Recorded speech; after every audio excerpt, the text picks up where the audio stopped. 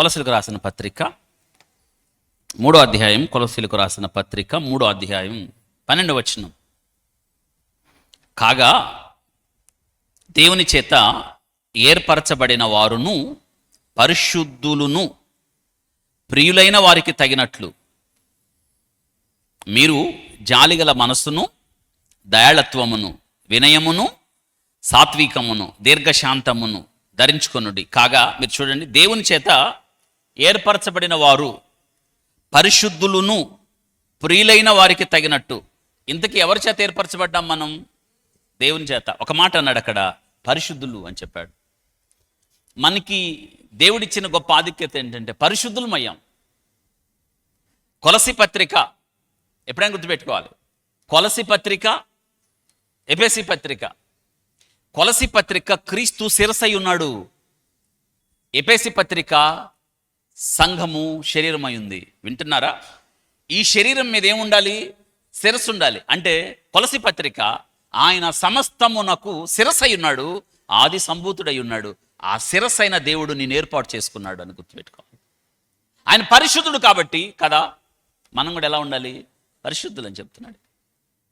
నిన్ను ఆయన ఏర్పరచుకున్నాడు. గుర్తుపెట్టుకోవాలి, ఒక శిరస్సు శరీరానికి గుర్తింపునిస్తుంది, ఐడెంటిటీ. ఒకనప్పుడు ఏ యోగ్యత లేని వారం కదా. ఈ కొలసీ పత్రిక ఏం చెప్తుందంటే మనకు ఆధారమై ఉన్నాడు, ఆయన శిరస్సై ఉన్నాడు. శిరస్సుకు శరీరం అతకబడినప్పుడు శరీరము శిరస్సు యొక్క ఆదేశానుసారంగా పనిచేయాలి. ఇక్కడ చెప్తున్నాడు ఏంటంటే మీరు ఏర్పరచబడ్డారు అని చెప్తున్నాడు. మీకు ఎప్పుడైనా ఆశ్చర్యం కలిగిందా? ఇంతమంది ఉంటే నన్ను ఎందుకు ఏర్పాటు చేసుకున్నావు ప్రభువా? ఇదే మరి, అర్హత లేని మనకి, యోగ్యత లేని మనకి, ఏ స్థితి లేని మనకి, గమ్యం లేని మనకి. అందుకే ఏ శరీరియు ఆయన ఎదుట అతిశయించకుండా ఉండునట్లు ఆయన భూలోకంలో నుండి ఎవరిని ఏర్పాటు చేసుకున్నాడంట? ఇదిగో మనల్ని, బలహీనుల్ని, వెర్రివారిని, అజ్ఞానుల్ని ఆయన ఏర్పాటు చేసుకున్నాడు. ఏర్పాటు చేసుకొని ఇక్కడ అంటున్నాడు, నేను మిమ్మల్ని ఏర్పరచుకున్నాను అని చెప్తున్నాడు. అందుకే మనం ఏం కలిగి ఉండాలంటే శిరస్సు పరిశుద్ధమైనప్పుడు కదా, ఆయన పరిశుద్ధుడు కదా,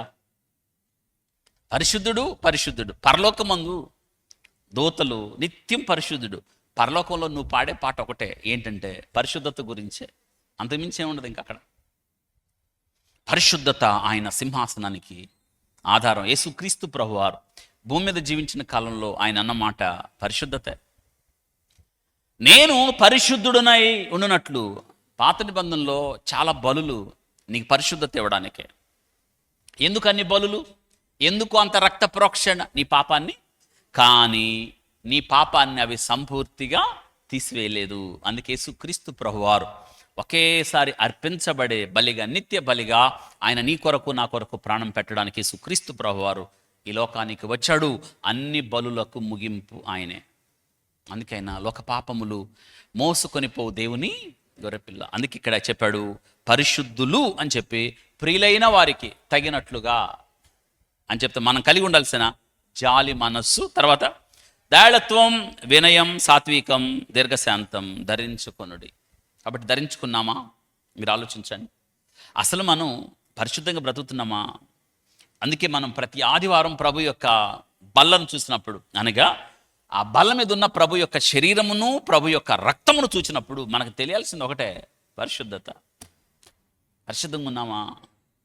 పరిశుద్ధంగా జీవిస్తున్నామా? పరిశుద్ధతకు మనం చిరునామాగా ఉన్నామా? శిరస్సులో అతకబడిన నేను, క్రీస్తులో అతకబడిన నేను పరిశుద్ధతను కాపాడుకుంటున్నానా? అనుదినం పరిశుద్ధంగా జీవించడానికి నేను ప్రయత్నం చేస్తున్నానా? మీకు ఒక విషయం తెలుసా? మనం ఎక్కువ తరచుగా మరిచిపోయే పదం ఏంటంటే హోలీనెస్. కాబట్టి ప్రభు అంటున్నాడు, నేను పరిశుద్ధుడు గనక మీరు కూడా, అందుకే మిమ్మల్ని ఏర్పాటు చేసుకున్నాను.